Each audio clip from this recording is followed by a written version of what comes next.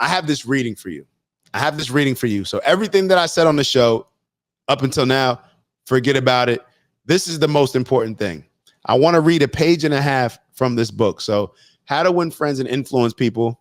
I'm reading it again. As you can see, I've already highlighted. I think I've already gone through the book twice, but I'm reading it again, and it's like the first time again. Or I'm saying like, damn, I didn't even get this lesson.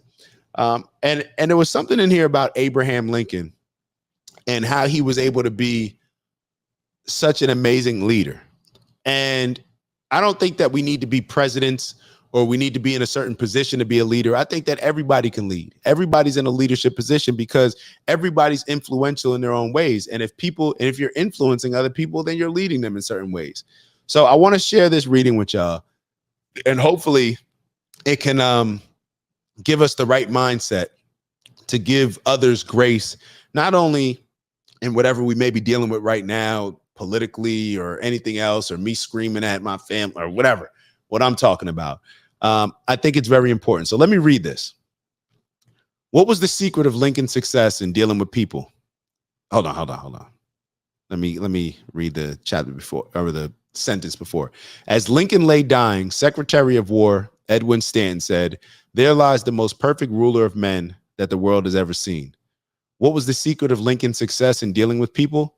I studied the life of Abraham Lincoln for 10 years and devoted all of 3 years to writing and rewriting a book entitled Lincoln the Unknown. I believe I've made as detailed and exhaustive a study of Lincoln's personality and home life as it is possible for any being to make. I made a special study of Lincoln's method of dealing with people. Did he indulge in criticism? Oh, yes. As a young man in Pigeon Creek Valley of Indiana, he not only criticized, but he wrote letters and poems ridiculing people and dropped these letters on the country roads where they were sure to be found. Petty. That's 50 Cent level of petty. Even after Lincoln had become a practicing lawyer in Springfield, Illinois, he attacked his opponents openly in letters published in the newspapers. But he did this just once too often. In the autumn of 1842, he ridiculed a vain, pugnacious politician by the name of James Shields. Lincoln lampooned him through an anonymous letter published in the Springfield Journal. The town roared with laughter. Shields sent, dang, this dude really like 50. Shields, sensitive and proud, boiled with indignation. He found out who wrote the letter, leaped on his horse, started after Lincoln, and challenged him to fight a duel. Different times. Lincoln did not want to fight. He was opposed to dueling, but he couldn't get out of it and save his honor. So a duel for y'all is like, yo, we're going to fight to the death. You choose your weapon. He was given the choice of weapons. Since he had very long arms, he chose cavalry broadswords and took lessons in sword fighting from a West Point graduate. On the appointed day, he and Shields met on a sandbar in the Mississippi River, prepared to fight to the death. But at the last minute, their seconds interrupted and stopped the duel. That was the most lurid personal incident in Lincoln's life. It taught him an invaluable lesson in the art of dealing with people. Never again did he write an insulting letter. Never again did he ridicule anyone. And from that time on, he almost never criticized anybody for anything. I told y'all I need to embrace this more. Time after time during the Civil War, Lincoln put a new general at the head of the Army of the Potomac. And each one in turn, McClellan, Pope, Burnside, Hooker, Meade, blundered tragically and drove Lincoln to pacing the floor in despair. Half the nation savagely condemned these incompetent generals, but Lincoln, with malice towards none, with charity for all, held his peace. One of his favorite quotations was, "Judge not, that ye not be judged." And when Mrs. Lincoln and others spoke harshly of the Southern people, Lincoln replied, "Don't criticize them. They are just what we would be under similar circumstances." I want to say that again. Don't criticize them. They are just what we would be under similar circumstances.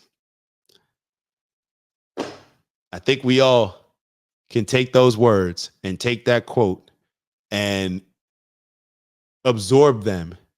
And I think it'll allow us to give people maybe a little bit more grace. That word keeps coming up, and just just not be so harsh on everybody, whether that's politically at Thanksgiving next week, Family Day, whatever you call it, whether that's um, going back and forth with somebody at work, maybe from a political standpoint. Obviously, politics is the big thing right now. Whether that's me um, looking down on people who aren't taking care of their health, all these things, whatever it is. There's a lot of stuff that I'm sure I need to work on. Matter of fact, the way that I said it was a little elitist. Let me rephrase that. I'm sure that there's something that I can work on. I know I'm perfect, but no, there are a lot of things that I need to work on and that I'm actively working on.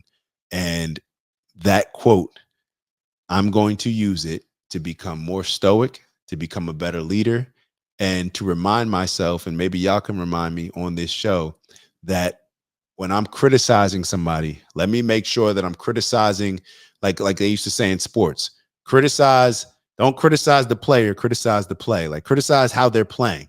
Like, don't criticize the person, criticize the action, take it away from, don't personalize certain things, because people remember criticisms. And in my opinion, it rarely changes people. Criticisms rarely change people.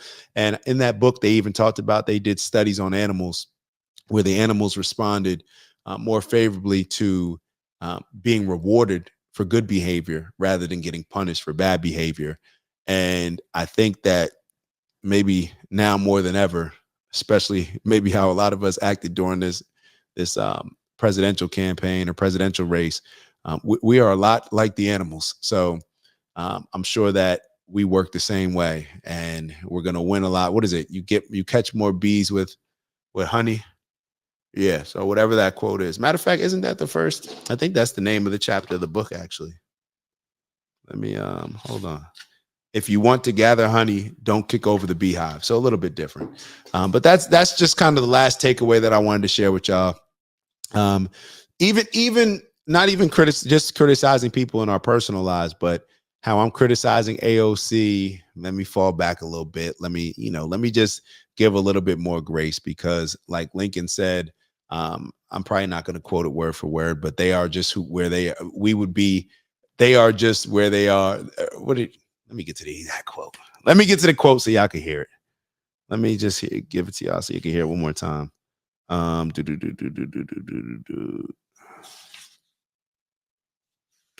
on. I just moved the page. Hold on. Give me a second. Y'all ain't got nothing going on. We are all like that. Oh, don't criticize them. They are just what we would be under similar circumstances.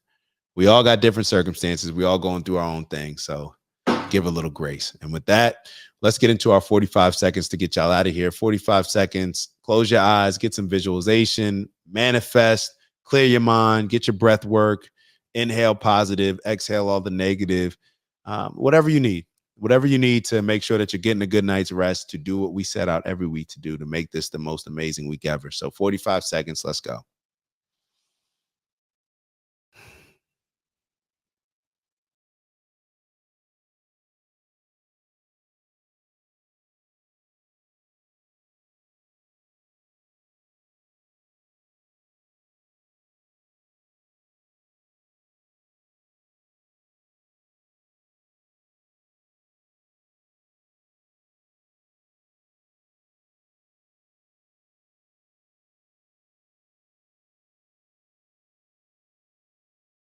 Two more deep breaths. Inhaling positive energy, exhaling all the BS. One more.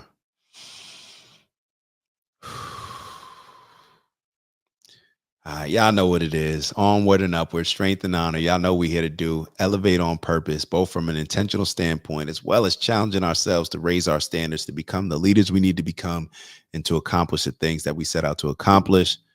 And on that note, make sure that you're collecting the things in your bag that align with your purpose throughout the week. That's what we say. We get into the bag. So what's in my bag? Peace, love, happiness, and of course, health, wealth, and in everything we do, integrity. Did I say peace, love, happiness, health, wealth, and integrity? Yeah. So, appreciate that, Uncle Brother. Appreciate that.